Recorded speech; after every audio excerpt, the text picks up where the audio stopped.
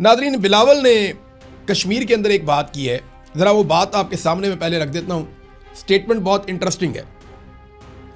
उन्होंने कहा, ये वफाकी वज़रा के गैर जिम्मेदाराना बयानात से आज़ाद कश्मीर का मामला पेचीदा हो रहा है। देखें, आज़ाद कश्मीर में हुकूमत किसकी है? बिलावल की है। आज़ाद कश्मीर में इतनी सारी फोर्सेस किसने बुलाई? जिन्होंने गोली चलाई, बिलावल ने बुलाई, बिलावल की पार्टी ने बुलाई और गोली भी चलवाई।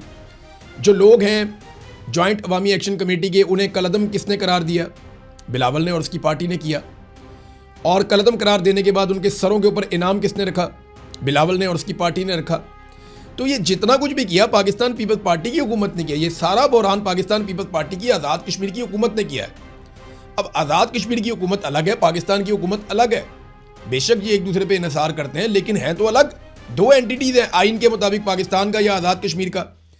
तो बिलावल जो कुछ आज़ाद कश्मीर में बिलावल की हुकूमत कर रही है, वो उसके लिए पाकिस्तान की हुकूमत को जिम्मेदार कैसे ठहरा सकते हैं?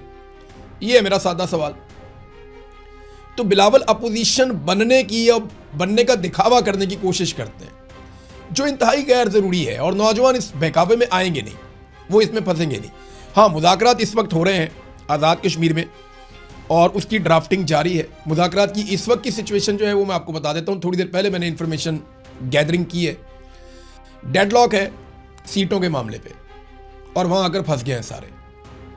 एस्टेब्लिशमेंट ये चाहती है कि अगर सीटें कम की जाएं तो जितनी सीटें कम की जाएं उनके पास पूरा इख्तियार होना चाहिए वोट डालने का, वज़ीर आज़म को चुनने का या वज़ीर आज़म को निकालने का, हुकूमत को बनाने और गिराने का इख्तियार।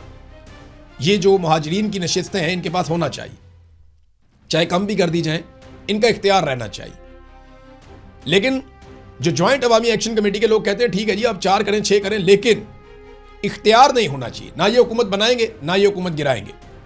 हुकूमत बनाने और गिराने का इख्तियार आज़ाद कश्मीर के अवाम के पास होना चाहिए, क्योंकि वो आज़ाद कश्मीर की हुकूमत है और आज़ाद कश्मीर के अवाम जिसको वोट डालेंगे वही हुकूमत बनाएगा, वही हुकूमत गिराएगा।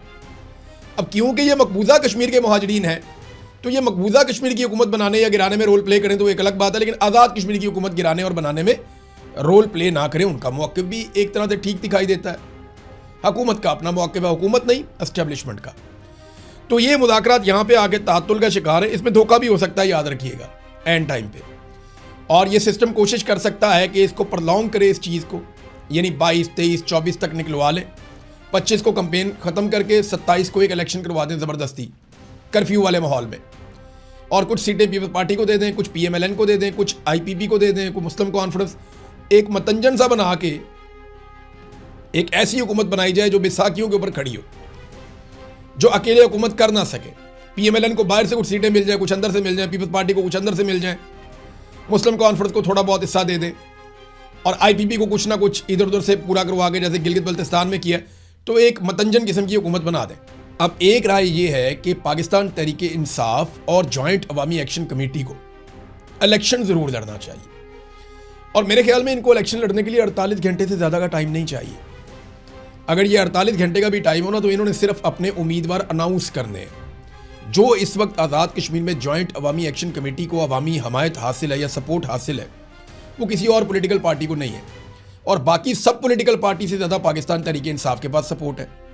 यानी अगर सबसे ज़्यादा वोट बैंक है तो वो तहरीक इंसाफ का है, लेकिन सबसे बड़ी सपोर्ट अगर किसी के पास है तो जॉइंट अवामी एक्शन कमेटी की है। वो अगर अपने लोग अनाउंस कर देना कि ये हमारे लोग हैं, इनको आपने वोट डालना है, तो वोट इधर उधर नहीं जाता, उन्हीं को डलेगा।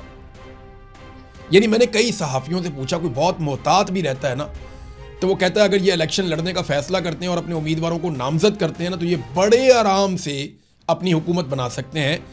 ये बात आज़ाद कश्मीर के अंदर जो सहाफ़ी सहाफ़त कर रहे हैं उन्होंने मुझे बताई कि ये इतनी बड़ी मकबूलियत हो चुकी है और पूरे आज़ाद कश्मीर के कैनवस के ऊपर इनकी आवाज़ पहुँच गई है, लोग इनके साथ खड़े हैं और बहुत सारे शोहदा हैं इनके पास। 23 तारीख को वो शोहदा की याद में एक दिन मनाने जा रहे हैं। 50 से ज़ायद शोहदा की लिस्टें आ चुकी हैं, सैकड़ों ज़ख्मी हैं। तो ये इस वक्त आप उनको नहीं हरा सकते इलेक्शन के मैदान में। अगर वो आ जाते हैं तो बस शर्त सिर्फ एक है, जैसे आज़ाद कश्मीर के लोग हर चीज़ पे पहरा देते हैं ना, जैसे खैबर पख्तूनख्वा के लोगों ने नताइज हासिल किए थे, या जैसे खैबर पख्तूनख्वा के लोग बैठ गए थे जाकर पोलिंग स्टेशंस के बाहर और ROs के दफ्तरों के बाहर कि जनाब हम तो रिजल्ट लेकर उठेंगे, हमें हमारी जीत का नोटिफिकेशन दिया जाए। ये 33 नशिस्तें हैं टोटल, इन 33 नशस्तों पे अगर बैठ के अपना रिजल्ट लेकर अवाम उठे ना तो फिर मसला ही कोई नहीं, फिर बड़े आराम से वहां पे हुकूमत तब्दील हो सकती है, एक नई हुकूमत बन सकती है। तो ये अब एक और भी सिचुएशन है जिसके ऊपर डिस्कशन हो रही है।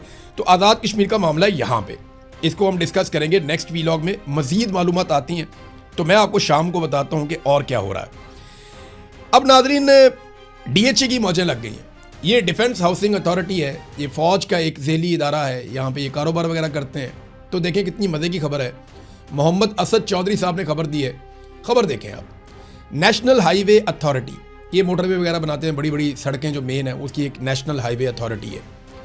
उन्होंने अपनी पॉलिसी में नरमी की है DHA के लिए, और किसी के लिए नहीं। DHA के लिए तो कानून भी बदल देते हैं, मसला ही कोई नहीं है। उसका एक प्रोजेक्ट है गंधारा सिटी, इसको लाहौर और इस्लामाबाद मोटरवे से डायरेक्ट इंटरचेंज की मंजूरी दे दी गई। हालांकि किसी भी एक इस तरह के प्रोजेक्ट को मोटरवे से इंटरचेंज क्यों दिया जाएगा? इंटरचेंज तो शहरों के लिए होते हैं, सोसाइटियों के लिए तो नहीं होते। लेकिन क्योंकि DHA का है प्रोजेक्ट, तो इन्हें जनाब इंटरचेंज की मंजूरी दे दी गई। पॉलिसी के मुताबिक मोटरवे पे 2 इंटरचेंजों के बीच में कम से कम 10 किलोमीटर का फासला होना चाहिए, मगर ये तो 7 किलोमीटर के ऊपर इन्होंने बना दिया है। और DHA इंतजामिया इंटरचेंज के लिए सरकारी फीस जो अदा करनी पड़ती है, यानी अगर आपने इंटरचेंज लेना है तो आपने एक सरकारी फीस भी देनी है ना, ये अरबों रुपए में होती है। तो DHA वो फीस नहीं देना चाहता, वो इसको माफ़ करवाना चाहता है फीस को भी, ये कहकर कि हमने वेलफेयर के काम किए हैं, यानी हमने शोहदा को प्लाट दे दिए हैं, या हमने कोई और वेलफेयर का काम किया है, या हमने क्रिकेट का एक ग्राउंड बना दिया है, हमने वहाँ पे एक मस्जिद बना दी है, वहाँ पे एक डिस्पेंसरी बना दी है, एक अस्पताल बना रहे हैं। तो उन्हीं चीज़ों को बेचेंगे भी, उन्हीं चीज़ों की कीमत भी वसूल करेंगे ना। प्लॉट महंगे हो जाते हैं जी, अस्पताल बना हुआ है, मस्जिद बनी हुई है, सारा कुछ है, सहूलियात बनी हुई है, स्कूल बने, वेलफेयर का काम है ना। तो उसके अंदर वो कह रहे हैं जी एडजस्ट कर लें आप, ये इंटरचेंज आप हमें बना कर दें, जो अरबों रुपये इंटरचेंज की कीमत हमने आपको देनी है या फीस आपको देनी है, नहीं वो हम आपको नहीं देंगे, हमने वेलफेयर का काम कर लिया। एक तो इंटरचेंज ले लिया कानून की खिलाफ वर्जी करते हुए, 10 किलोमीटर वाली शर्त है वो भी ख़त्म कर दी, और इंटरचेंज लेकर उसकी फ़ीस भी नहीं दी। ये 2 चीज़ें। मज़ीद वो लिखते हैं कि वाकफाने हाल बताते हैं कि नेशनल हाईवे कौंसिल के इजलास में 22 जून 2026 को जो हुआ, इंटरचेंज की लोकेशन पॉलिसी के खिलाफ होने की वजह से फैसला किया गया कि ये इंटरचेंज बनाने की इजाज़त नहीं दी जा सकती, और चेयरमैन कौंसिल और दीगर मेंबरान ने इसको बड़ी सख्ती से मुस्तरद किया था। अगले ही दिन कौंसिल के चेयरमैन शुजाउद्दीन ज़का दीगर कौंसिल मेंबरान को कॉल करके इस इंटरचेंज का कौमी मफाद समझाते रहे। यूं भरी कौंसिल में हुए फैसले को तब्दील करके ये इंटरचेंज दे दिया गया कौम के वसी तर मफाद में। अब इसके बाद होगा क्या? जो DHA गंधारा सिटी के प्लॉट्स हैं ना, वो बहुत महंगे हो जाएंगे। अब इसके इश्तिहार के अंदर बाकायदा लिखा जाएगा, बल्कि ये लिख दिया गया, ये आ भी है सामने आपके, कि जनाब NHA allow us dedicated motorway interchange for DHA Gandhara city, कि जनाब हमें नेशनल हाईवे अथॉरिटी ने एक इंटरचेंज भी अलाउ कर दिया है हमारे DHA गंधारा सिटी के लिए। तो वो एक बड़ा ज़बरदस्त गाना गाया था नूर जहां ने, बाद में एक और गुलकारा ने उसको थोड़ा सा मॉडिफाई करके बनाया था कि सारे रकबे तुम्हारे लिए। तो ये वही वाली सूरत हाल मुझे लगती है